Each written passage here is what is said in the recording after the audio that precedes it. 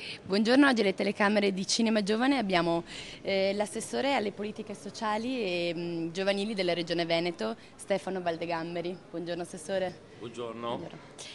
Allora, sta per concludersi un mandato che ha assegnato per i giovani e il sociale in Veneto, il raggiungimento di obiettivi insperati. Abbiamo lavorato molto nel sociale e soprattutto nei confronti dei giovani, dove abbiamo approvato una legge che crea un po' la cornice delle politiche giovanili del futuro della nostra regione. È una legge importante che mette al centro il protagonismo giovanile. Ora, come tutte le buone leggi, diventano buone veramente se si traducono in atti e in azioni concrete. Abbiamo fatto delle sperimentazioni in un paio di territori della nostra regione che hanno dato positivi risultati.